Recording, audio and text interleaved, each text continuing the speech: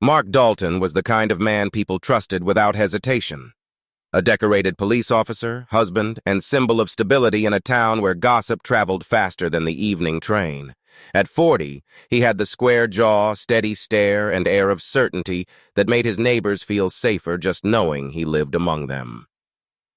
To outsiders, his marriage to Emily was the model of harmony. She was graceful, kind in her manner, and rarely seen without a soft smile that warmed the people she met. Together, they looked like the embodiment of order, two people who had found not only love but also balance. The house was neat, the lawn trimmed, the wedding photos perfectly aligned on the wall above their mantel. But behind closed doors, the cracks in the facade whispered. Mark's love was real, but it was edged with control. He liked things done in a certain way. Dinners on time, routines unbroken, questions answered with precision. Emily, though careful and attentive, sometimes carried a hesitancy in her responses, as though she lived in quiet fear of revealing something she could not take back. Their conversations at home had begun to feel scripted, like lines rehearsed for the benefit of invisible judges. Emily laughed at the right times, touched his hand when the silence stretched, and always asked about his cases with a softness that bordered on calculated. Mark sensed it, even if he couldn't define it. A subtle distance lingered in her eyes when she thought he wasn't looking, a shadow that unsettled him. Still, in public, the Daltons were admired. Mark's colleagues at the precinct called him a lucky man, envying Emily's elegance and devotion. Women whispered about how Emily was the perfect wife, never argumentative, never reckless. To most, she was the dream partner.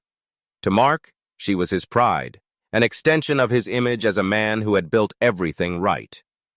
Yet late at night, when he came home from a shift, he sometimes found her sitting in the living room, staring at nothing.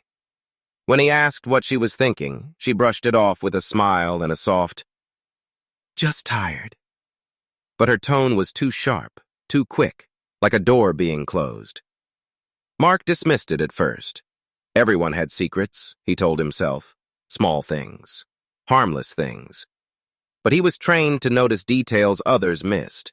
Hesitations, slips, the way a story didn't line up. And Emily's mask, however perfect, had moments where it cracked.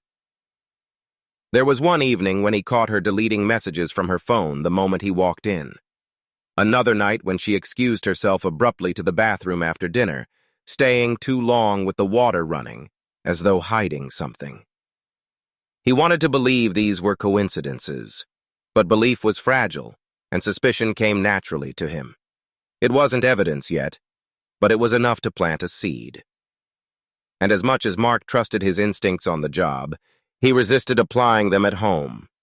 Marriage wasn't an interrogation. Emily wasn't a suspect. She was his wife, his anchor. At least that's what he kept telling himself. Still, when he kissed her goodnight, he sometimes caught the faintest tremor in her body, as though she were holding back words she couldn't say. He would hold her tighter, convincing himself it was love, not fear. In the silence of their darkened bedroom, both carried secrets. His was the gnawing suspicion he couldn't silence. Hers was something far heavier, something that would eventually destroy them both. And it all began to unravel the morning Mark received news that would shatter the mask forever.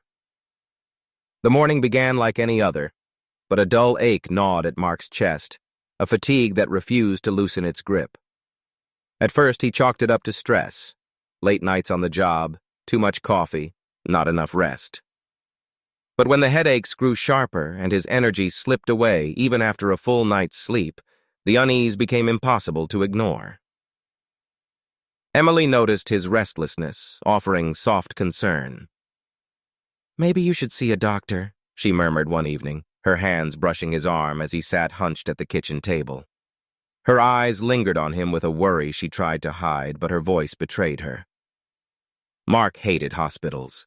He hated sitting still, hated feeling vulnerable, hated waiting rooms filled with hushed voices and the smell of antiseptic. Still, a week later, he found himself under the harsh fluorescent lights of a clinic, answering routine questions about his health. Blood was drawn, Tests ordered. The nurse smiled reassuringly, telling him it was probably nothing serious. But something in her glance suggested otherwise. The call came 2 days later. The clinic asked him to return, not discuss results over the phone.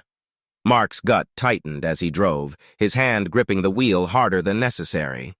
He had faced armed suspects, violent crime scenes, and grieving families, but never had he felt this kind of doctor. An unseen enemy, waiting in silence. The doctor's office was too calm, the blinds half drawn against the midday sun. The physician, a man Mark had seen only twice before, cleared his throat before speaking. His words landed with the weight of a gunshot. Your test came back positive for HIV. For a moment, the world fell away. The hum of the air conditioning, the faint shuffle of papers, all of it disappeared. Mark's mind roared with disbelief. He stared at the doctor as though he'd misheard. That's impossible, he muttered, voice low, almost a growl. I don't live like that. I don't do drugs. I'm married. The doctor's tone was steady but not unkind. It doesn't matter how careful we think we are. The virus can be transmitted in several ways. We'll run further tests, but the result is conclusive. Mark's hands clenched into fists on his knees. Married, faithful, controlled. He had built his life on discipline, on rules. And yet this disease had slipped into his bloodstream like a betrayal. On the drive home, rage built with every passing mile. There was only one explanation. Emily, his wife. The woman who smiled too carefully, who sometimes trembled at his touch, who hid her phone the moment he walked through the door. She had infected him. The thought repeated, hammering with every heartbeat. She had betrayed him in the worst way possible, not only destroying his trust, but condemning his body. He gripped the steering wheel so hard his knuckles turned white. Images of Emily's soft smile twisted into something venomous in his mind. That night, he didn't confront her. He couldn't. His anger was too raw, his words too dangerous. Instead, he sat across from her at dinner, watching her every move. She laughed at something trivial on the television, her eyes lighting up, oblivious to the storm building inside him. Mark studied her with the same intensity he gave suspects in interrogation rooms. The way she avoided eye contact for a split second too long, the carefulness in her laughter, the faint tremor in her hand as she poured his drink. Every gesture became evidence, every silence, an admission of guilt. Emily noticed his distant stare. You okay? She asked gently. Mark forced a thin smile, his voice clipped. Just tired. But inside he was already building the case. If she had done this to him, there had to be proof. And if there was proof, he would find it. That night, as Emily slept peacefully beside him, Mark lay awake, eyes fixed on the ceiling, replaying every detail of their life together. The perfect mask was slipping, and beneath it, he was determined to uncover the truth. Because if Emily had betrayed him once, she was hiding far more than he could imagine. Mark couldn't let it go. The diagnosis gnawed at him every waking hour, a parasite not only in his blood but in his thoughts. The betrayal he imagined replayed endlessly. Emily's careful laughter, her guarded silences, the faint tremor of her hands. None of it was innocent anymore. Every detail was a clue, and Mark, the detective, couldn't stop himself from pursuing the case that now lived inside his own home. By day, he carried on with the facade, polished uniform, stern authority, the same dependable man his colleagues admired. By night, he turned into something else entirely. He watched Emily from the shadows, his gaze sharp and unyielding. He tracked the smallest of her movements, the way she typed messages too quickly, the way she kept her phone close even when cooking, the way she hesitated when he asked about her day. He started staying up later than her, lying on the couch with the excuse of paperwork. When she finally drifted off to sleep, he would slip into the bedroom, carefully slide her phone from beneath the pillow, and scroll through its contents under the dim glow of his desk lamp. Most of the messages were harmless: grocery lists, brief chats with neighbors, reminders. But there were calls at odd hours, numbers without names.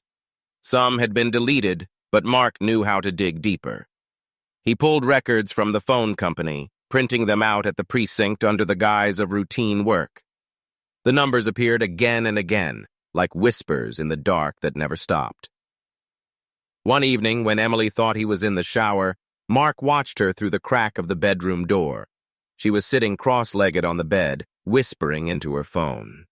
Her voice was low, careful, but the words he caught sent a chill through him.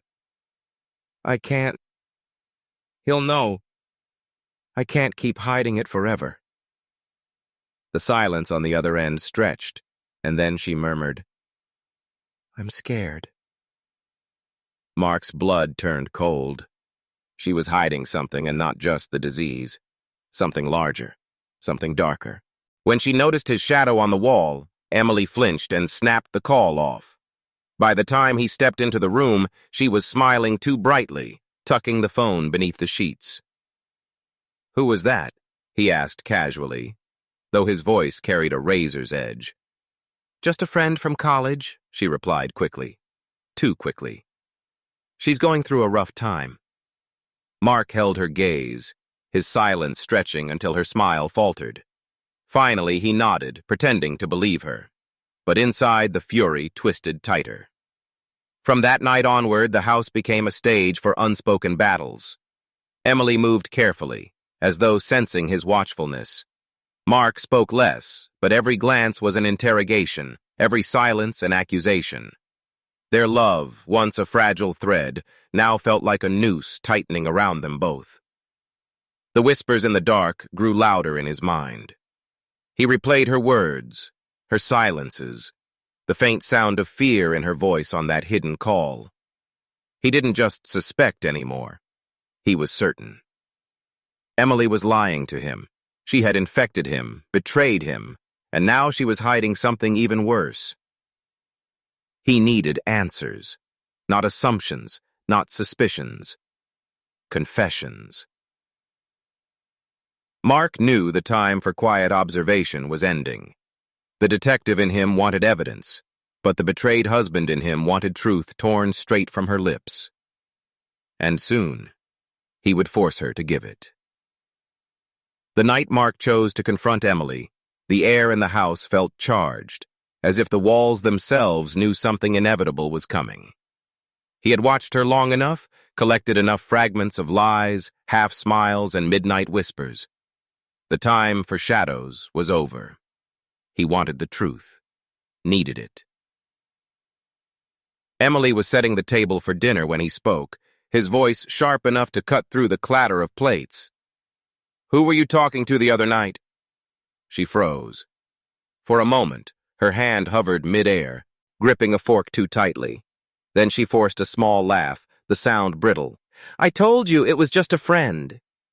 Mark's stare burned through her. "A friend doesn't make you say you're scared. A friend doesn't make you hide calls in the middle of the night." Emily swallowed hard, her eyes flickering toward the window as though searching for an escape. "Mark, you're imagining things. You're under stress. The job—" "Don't lie to me." His voice thundered across the room, the rage he had been burying bursting through. He slammed his palm against the table, rattling the silverware. "You gave me something. You infected me. You think I don't know?" Emily's face drained of color. She shook her head rapidly, lips parting as if to deny it, but no words came. Tears welled in her eyes. "Say it," he demanded, stepping closer. "Tell me the truth. Who were you with? How long? Who else knows?" "I didn't." Her voice cracked, breaking into sobs. "Mark, please, you don't understand." "Then make me understand," he roared, his fists clenched at his sides, every muscle tense, his chest heaving. But Emily's sobs deepened, and still she refused to say the words he needed. Her silence was worse than denial. It was confirmation. To him, every tear was an admission, every stammer a guilty plea she couldn't voice. She sank into a chair, trembling, hands covering her face. "I love you," she whispered. "I've always loved you. You have to believe that." Mark stared at her, incredulous. "Love?" His voice cracked with fury and grief. "You call this love? Destroying me from the inside out? Hiding secrets from me like I'm some stranger?" Emily lifted her eyes, shimmering with fear and something else. Something heavier, locked deep inside. For a moment she looked as if she might break, as if she might finally reveal the weight she carried. Her lips trembled, her breath hitched, and Mark leaned forward, aiding for the confession, but it never came. Instead, she dropped her gaze again, sobbing into her hands, her silence more suffocating than any lie. Mark's fury gave way to something colder. The absence of truth was worse than betrayal. It was a void he couldn't fill, an answer withheld that twisted his mind into knots. He paced the kitchen like a predator, his thoughts a whirlwind of broken trust and unanswered questions. Finally, he stopped, staring at her small, quivering frame. The woman he had once believed to be perfect was now a stranger who would not even give him the dignity of a confession. "Fine," he said, his voice low, dangerous. "If you won't tell me the truth, I'll find it myself." Emily flinched at the venom in his tone, but she didn't speak. She couldn't. And that silence, that refusal, would become the wedge that split their marriage wide open. Later that night, as she lay curled in bed, tears soaking her pillow, Mark sat in the darkened living room, his mind already working like a detective's case file. He would dig deeper. He would uncover what she hid, even if it meant tearing apart every piece of her past. Because if Emily wouldn't confess, her history surely would. That night, while Mark sat stewing in his anger, Emily lay awake in the dark, staring at the ceiling as her chest tightened with memories she had fought for years to bury. His words had cut deep, not just because of the accusation, but because they dragged her back to a life she thought she had left behind forever. The shadows of her past clawed at her mind. Emily had not always been Emily. Long before she became the woman who charmed neighbors with her warmth and who Mark proudly introduced as his wife, she had lived another life under another name. A life marked by confusion, pain, and a desperate longing for freedom. She grew up in a small rural town where every whisper carried weight and every difference was punished. From a young age, she had known she didn't fit the mold others demanded. She had been born into a body that felt foreign, a cage that didn't reflect who she truly was. Each morning, she looked in the mirror and saw a stranger staring back, someone her family insisted she remain, someone her heart could never accept. Her teenage years were agony. The taunts at school, the fists that came when she didn't conform, the suffocating sermons about sin and shame, all of it carved wounds too deep to heal. By the time she turned 18, she knew she had to escape or she would not survive. So she left. She cut ties, changed towns, and began the long, grueling process of becoming herself. It wasn't easy. The surgeries, the hormones, the endless doctor visits, it all took years, draining her both financially and emotionally. But with each step, each transformation, she came closer to the person she had always been inside. And when she finally looked into the mirror and saw Emily instead of the shadow of her old self, she felt something like peace. But peace never lasted. Living with secrets meant always looking over her shoulder. When she met Mark, she had been cautious, terrified of being found out. But he was strong, charming, a protector.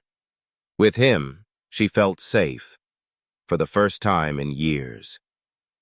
His steady presence gave her hope that she could truly begin anew. Still, she had never told him the truth. Not about her past, not about who she had once been. She convinced herself it was because she feared losing him, that his love might shatter if he knew. But beneath that was something darker. Shame that still clung to her no matter how far she had come. Now, in the silence of their bedroom, Emily realized her secret was no longer something she could hide behind careful smiles and half-truths. Mark's suspicion was growing, his anger boiling, and if he uncovered her history before she could explain, he would see it not as courage, not as survival, but as betrayal. She pressed her face into the pillow, muffling her sobs, terrified of the storm she knew was coming. Downstairs, Mark sat hunched over a stack of her old papers he had unearthed from the back of a closet. Most were harmless, bank statements, bills, photographs, but one envelope caught his eye. Inside was a faded medical form, half crumpled, with a name he didn't recognize scrawled across the top. It wasn't Emily. Mark stared at the document, confusion tightening into something darker. This was it, the evidence he had been waiting for. Proof that she had been lying all along. Proof that whatever she was hiding went deeper than an affair, deeper than betrayal. It was her very identity. He set the paper down carefully, his jaw tightening, his pulse pounding in his ears. Tomorrow, he decided, there would be no more silence. Tomorrow, he would tear the truth from her, piece by piece if he had to. The morning after Mark discovered the faded medical form, the Daltons' home no longer felt like a place of safety. It was a battlefield waiting for its first shot. Emily moved through the kitchen with robotic grace, preparing breakfast as if nothing had changed, but Mark's silence pressed down on her like a storm cloud. He sat at the table, his coffee untouched, eyes fixed on her with the same piercing focus he used in interrogations. Every slice of bread, every clink of the spoon became a sound amplified by tension. "You've been keeping things from me," he said finally, his voice low, controlled. Emily froze. She turned slowly, forcing a smile that didn't reach her eyes. "Mark, please. We've been through this. I'm not hiding anything." "Don't!" he snapped, his palm slamming against the table hard enough to rattle the mug. "Don't insult me with more lies." The mask she had worn for so long began to crack.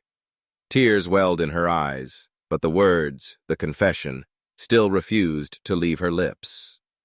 Mark's fury deepened at her silence. To him, it was confirmation. To her, it was terror. From that day forward, their marriage began to rot in plain sight. Emily lived under constant surveillance. Mark started coming home early, checking her phone, questioning every errand, every call. He demanded to know who she spoke to, where she had been, why she hesitated before answering. Conversations that once carried warmth were now interrogations, his tone cold and clipped. At dinner, he studied her face instead of his food. At night, he locked his phone but left hers on the dresser, a silent warning that nothing she owned was truly hers. The man who once held her close now loomed over her like a jailer. Emily tried to appease him. She cooked his favorite meals, left notes on his desk, even forced laughter during his rare moments of calm. But none of it softened him. If anything, her attempts at normalcy fueled his suspicion. In his mind, love had become camouflage. One evening, she reached across the table, her trembling hand brushing his. "Mark, please. I'm still me. I'm still your wife." He pulled away as if her touch burned him. "I don't even know who you are anymore."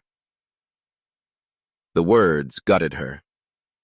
From then on, silence filled their home more than speech. Emily retreated into herself, spending hours in the bedroom with the door closed, staring at the walls. Mark stalked the halls like a restless predator, always listening, always watching. Neighbors began to notice. Emily's once bright smile dimmed when she greeted them. Mark's temper flared at trivial things. Lawn tools out of place, a neighbor's dog barking too late. What the community once called the perfect couple now seemed like strangers playing house, their happiness a story no one believed anymore. At the precinct, Mark's colleagues whispered too. He was distracted, short-tempered, volatile. He snapped at rookies, barked at dispatchers, and shut himself in his office during breaks. It didn't take long before they wondered if trouble at home had finally cracked the unshakable detective. Back at the house, the walls closed in tighter. Emily felt it. The sense that her life no longer belonged to her.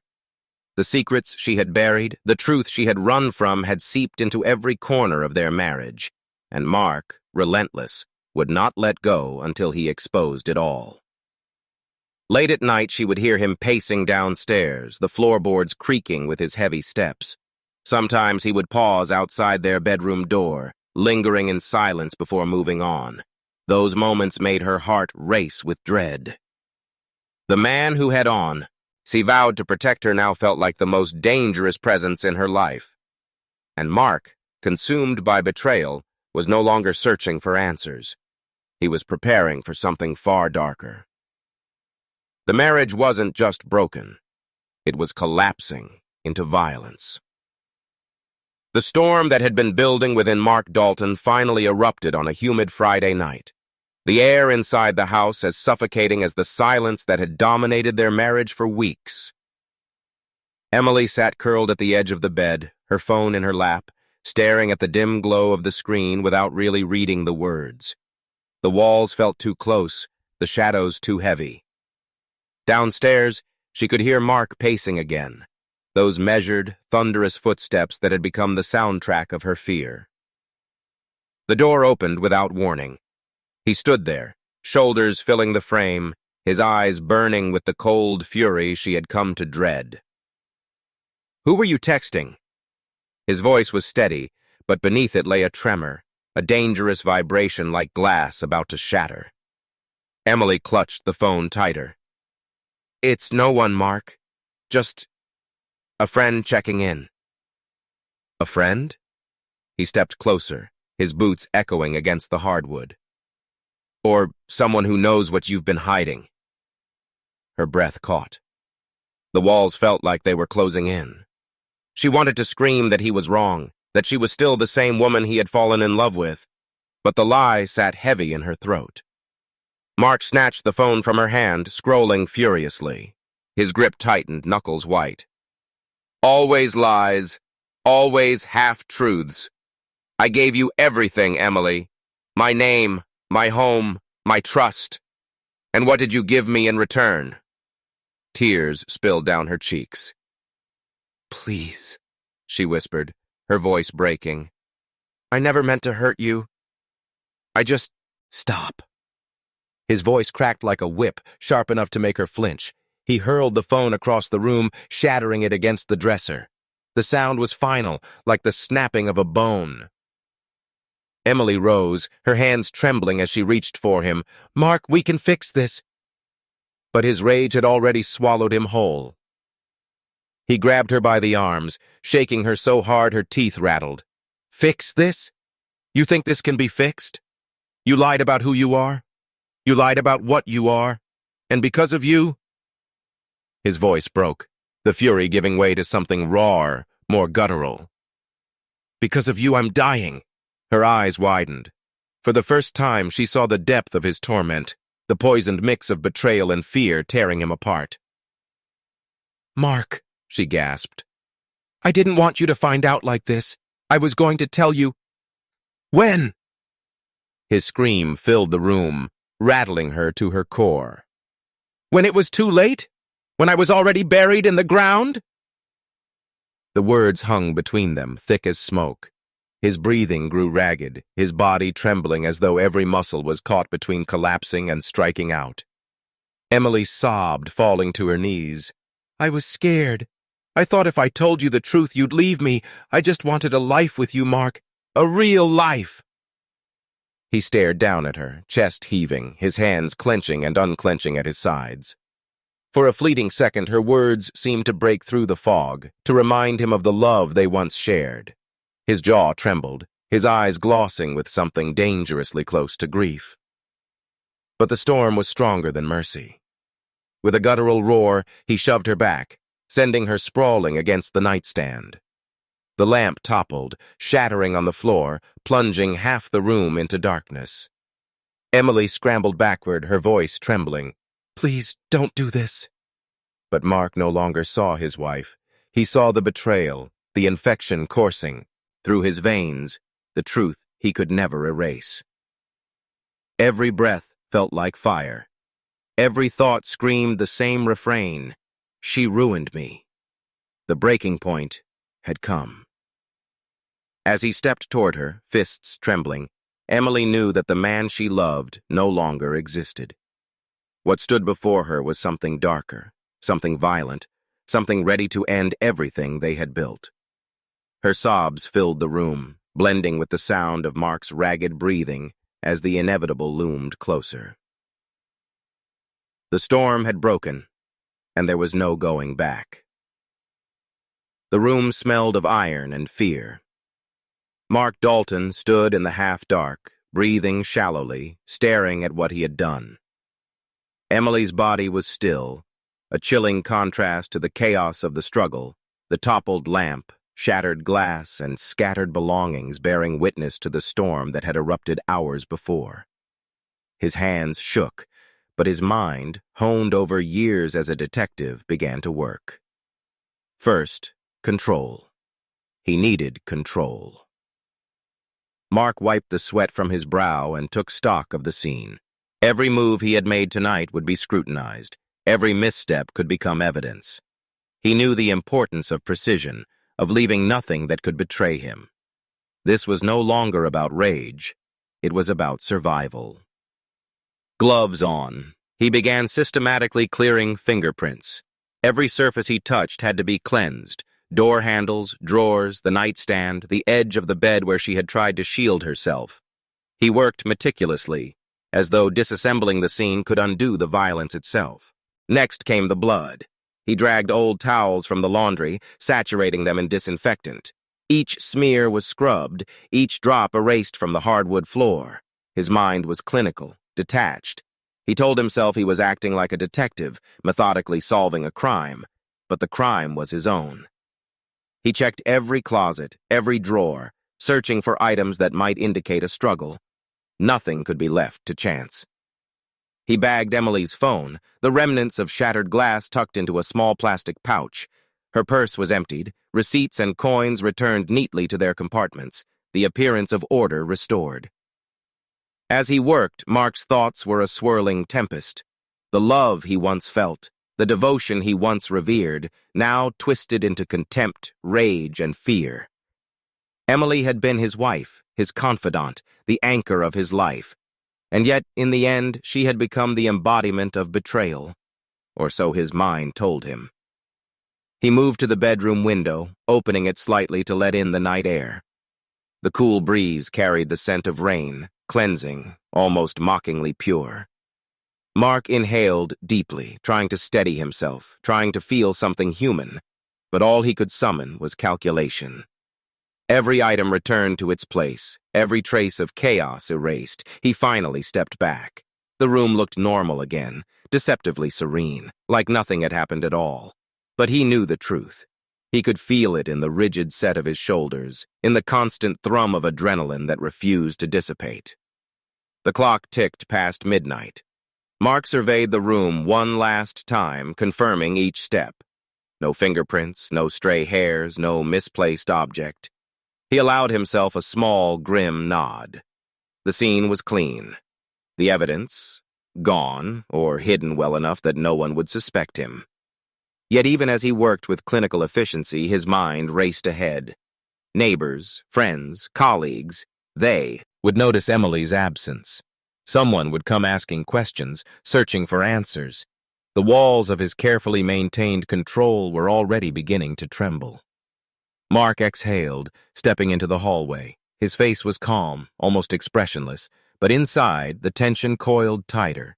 He had succeeded tonight, but he knew the real challenge was only beginning. Someone would investigate, someone would look. And he had to be ready. For now, the house slept. The storm was over, the scene erased. But in the shadows, the echo of screams lingered. Mark knew that nothing, not meticulous cleaning, not precise staging, could erase what had been done, or the guilt that would never leave him. And as he turned off the last light and descended the stairs, he realized the next battle had already begun, keeping the truth buried while the world outside began to stir. Emily's absence did not go unnoticed for long. By the following morning, neighbors were murmuring in hushed voices over hedges and fences.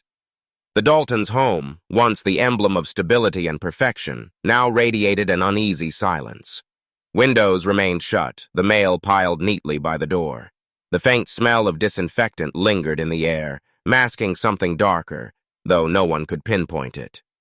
At the precinct, Mark maintained his composed facade, walking into work with the same authoritative stride, crisp uniform, and polite nods to colleagues.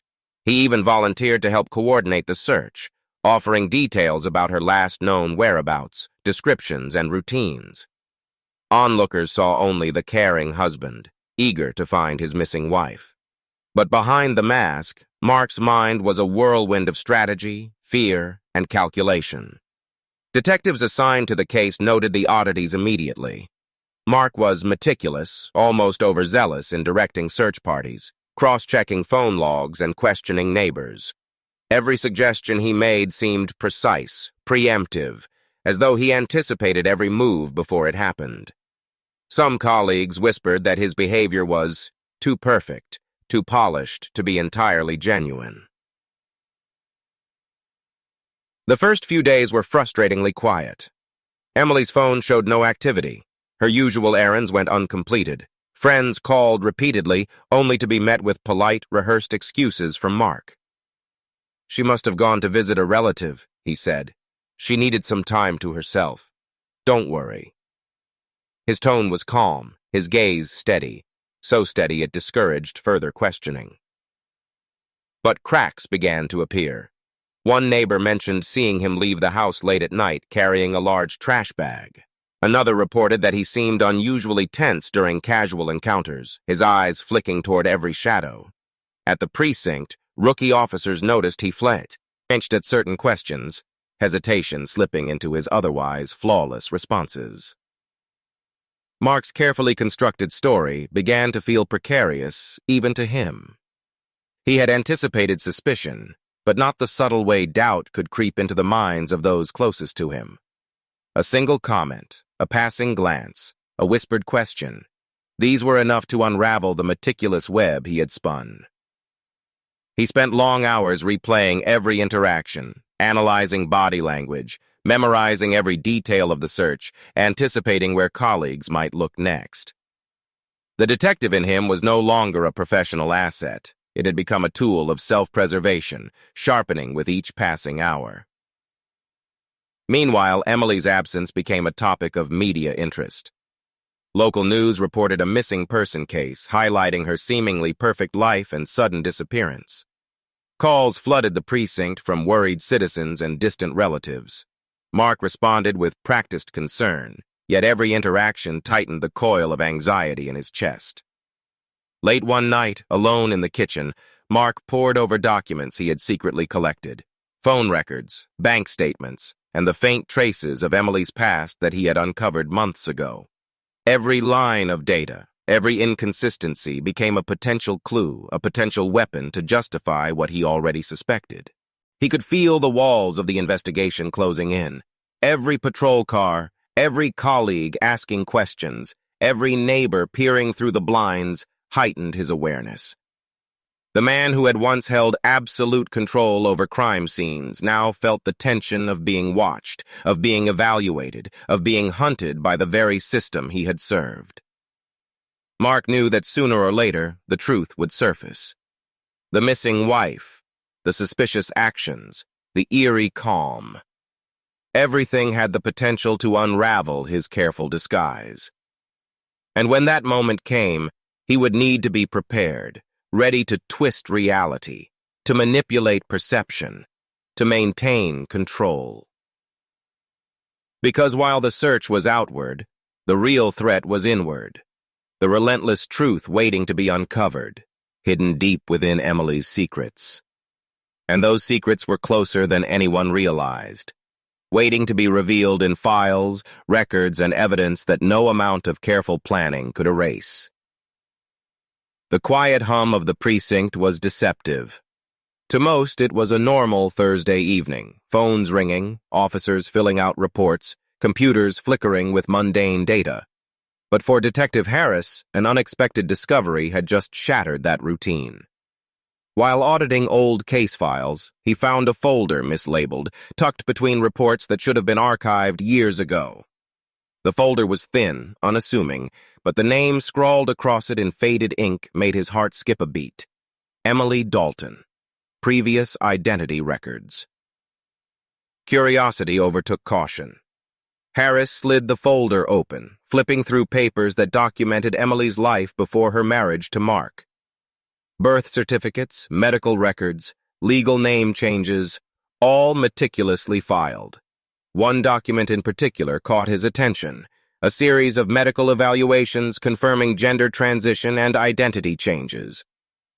Harris felt the weight of the discovery immediately. This was not merely a missing person investigation. It revealed a secret that Emily had carried her entire adult life. He understood why Mark had been so obsessed, so controlling, so methodical. But he also felt a pang of caution. Nothing in these files suggested criminal activity, just a woman who had rebuilt her life from a difficult past. Still, the potential for scandal was immense. Harris knew the implications if Mark or anyone else found out that he had discovered these files. In the wrong hands, they could fuel gossip, suspicion, even violence. Mark, of course, was already walking a knife's edge. His careful concealment of Emily's disappearance, his obsession with her secrets, and the meticulous cleaning of the crime scene made him both dangerous and unpredictable. Harris placed the files on his desk, weighing his next move. He knew that these records were far more than paper. They were leverage, insight, and perhaps the key to understanding the tensions that had escalated in the Dalton household. Meanwhile, Mark's behavior at home had grown increasingly erratic. He had taken to patrolling the house at all hours, checking locks, monitoring phone activity, and revisiting old letters and documents Emily had kept hidden. The discovery of the folder, if he knew about it, could tip him further into paranoia and violence. Harris felt a responsibility to act carefully. He needed corroboration, evidence beyond the files, and a plan to ensure that any confrontation with Mark would not result in tragedy. He began tracing Emily's recent contacts, cross-referencing calls, emails, and appointments. Every detail suggested she had been meticulous, careful, and deliberate in maintaining her privacy. Yet one detail stood out. The files showed a minor discrepancy in her records, a signature dated months before she met Mark. It was nothing criminal, but to a mind like Mark's, it could be twisted into proof of deceit. As Harris worked, he began connecting dots between Mark's obsessive behavior and Emily's past. The missing wife, the unnerving calm, the manipulation of her phone and communications all seemed to align with a man driven by fear and betrayal, not merely curiosity. Late that night, Harris made a decision. The folder had to be secured and its contents reviewed with caution. Any hasty disclosure could ignite a powder keg in Mark's fragile state of mind. Yet, delaying action too long could allow the situation to worsen, giving Mark more time to control the narrative or eliminate obstacles. Harris leaned back, rubbing his temples. The case had escalated from a missing person report to a psychological minefield. And at the center of it all stood a man who had once been a trusted officer, now capable of unpredictable violence. One call, one misstep, one word could push Mark over the edge. Harris knew that uncovering the secret files was only the beginning. These documents were a key, a door that, once opened, would reveal truths and lies alike. And behind those truths, waiting silently, was the moment of confrontation. The revelation that would either bring justice or unleash more horror than anyone could anticipate. Harris set the folder aside, bracing himself for what was coming. The investigation was no longer about finding a missing woman. It was about uncovering the dark depths of obsession, betrayal, and the dangerous secrets that had festered behind the Dalton household's perfect mask. The time for careful observation was ending. The stage was set for confrontation. By early morning, the neighborhood was quiet, the streets glistening with the faint sheen of dew. Inside the Dalton residence, Mark moved with the same precision and vigilance that had defined his life for decades. Every drawer checked, every lock inspected, every detail scrutinized. He believed he had maintained control over the chaos, but outside, the law had already begun closing in. Detective Harris and a team of officers had arrived hours earlier, quietly positioning themselves around the property. The discovery of Emily's secret files had tipped the investigation into a new, urgent phase. Mark's behavior, his obsessive patrols, his meticulously cleaned home, and the inconsistencies in his story had created a perfect storm. The officers knew that caution was critical. They were dealing with a trained lawman who could be unpredictable, perhaps even deadly. Mark stepped out onto the porch, scanning the surroundings with practiced vigilance. His eyes narrowed as he noticed the squad cars parked discreetly at the end of the street. Every instinct screamed that something was wrong, and he was right. Detective Harris stepped forward, badge in hand. "Mark Dalton, we need to speak with you. Step outside." Mark's jaw tightened. "About what?" His voice was calm, but the cold edge beneath it betrayed the tension. "About Emily," Harris replied. "We have questions regarding her disappearance. We also have reason to believe there may be foul play involved." Mark's mind raced. Every scenario he had imagined now collapsed into a single, terrifying reality. His carefully constructed alibi, the cleaning of the house, the manipulation of evidence, all of it threatened to unravel in the span of seconds. "I don't know what you mean," he said, keeping his tone measured, though his hands trembled slightly at his sides. Harris didn't respond. Instead, he motioned to the officers behind him. They advanced calmly but firmly, surrounding the house in a controlled perimeter. Mark backed inside, locking the door behind him, but he knew it was futile. Every instinct, every strategy, was already anticipated by the law enforcement team outside. There was no escape. The team breached the house with precision. Mark, cornered, realized that confrontation was inevitable.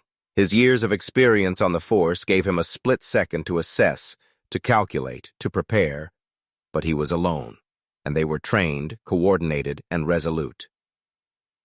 "Mark Dalton, hands where we can see them," Harris commanded. Mark's chest heaved. Every muscle tensed.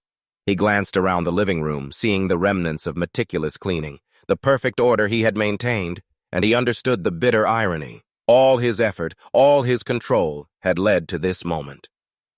He raised his hands slowly, the fight leaving him in stages. The anger and fear still churned inside him, but he knew resistance would only escalate matters. The officers moved in, securing his wrists with handcuffs, their movements deliberate, professional, and unyielding. "You're under arrest for the murder of Emily Dalton," Harris said, his tone steady, leaving no room for argument. Mark's mind spun. Years on the force, countless criminals caught, endless scenarios rehearsed, but none had prepared him for the profound emptiness that swept over him in this moment.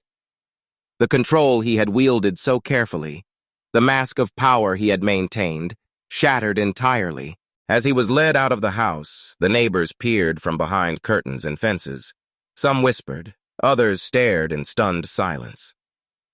The man they had admired, the dependable officer, now appeared as a figure of tragedy and horror, one whose own obsession and rage had culminated in irreversible violence. Mark's gaze lingered on the home he had meticulously cleaned, the spaces that had once held life and love. The arrest was not just a removal from his freedom. It was the undeniable consequence of the choices he had made, the secrets he had tried to bury, and the betrayal he had imagined.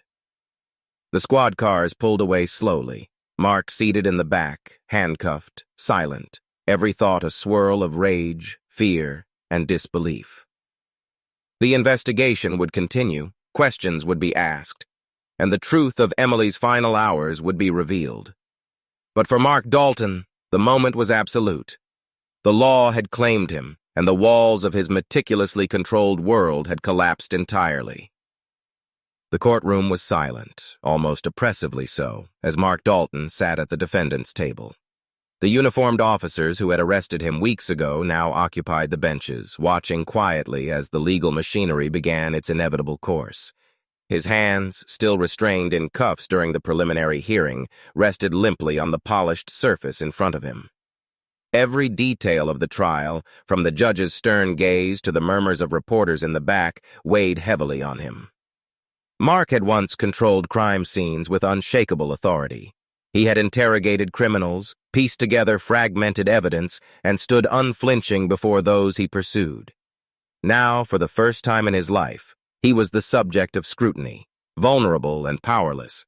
The irony was sharp, like a knife twisting deeper with every passing second.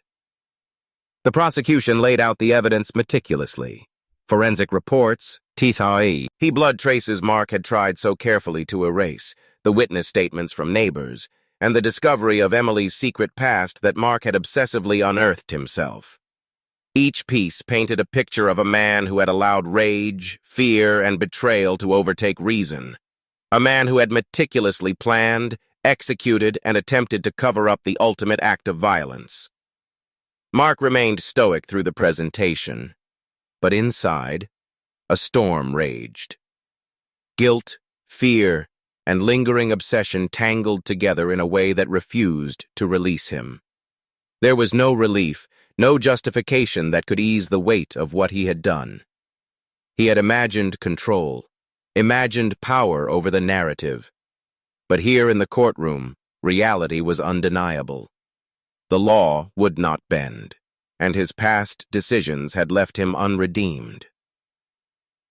Emily's family had chosen to attend the proceedings. Their faces, pale and strained with grief, were a constant reminder of the life Mark had destroyed. Every word spoken by the prosecution seemed to echo in his mind with the voices of those he had hurt, not just Emily, but every person who had believed in him, trusted him, or admired him. The defense tried to frame the act as a moment of overwhelming stress and psychological breakdown. They argued that Mark had been consumed by betrayal and fear, driven to a point where rational thought gave way to uncontrollable emotion.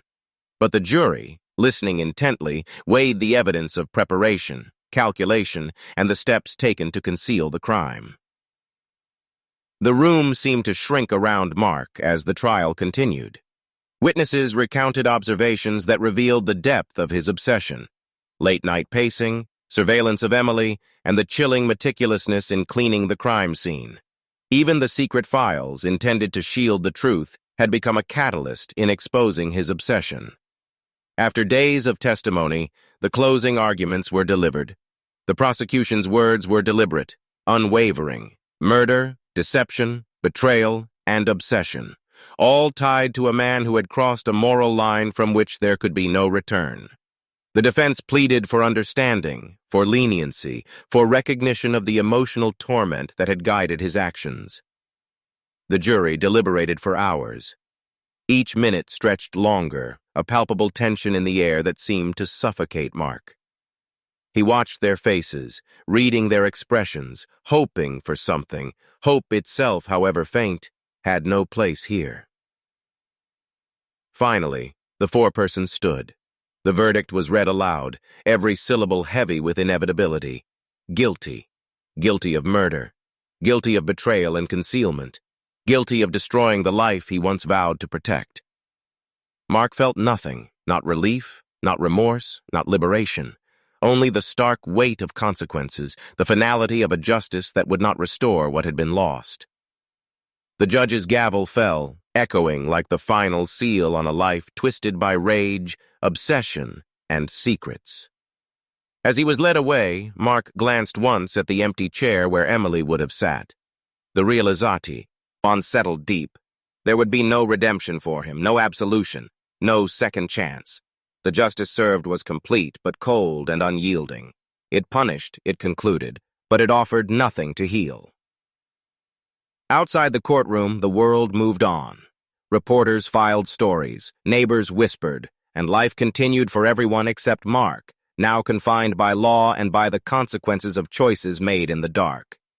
The echo of betrayal, obsession, and destruction would remain with him always. And so, Mark Dalton's story ended. Not with relief, not with reconciliation, but with justice without redemption. The life he had meticulously controlled had crumbled, leaving only the stark reminder that some actions are irreversible, some secrets too dangerous, and some betrayals too deep to forgive.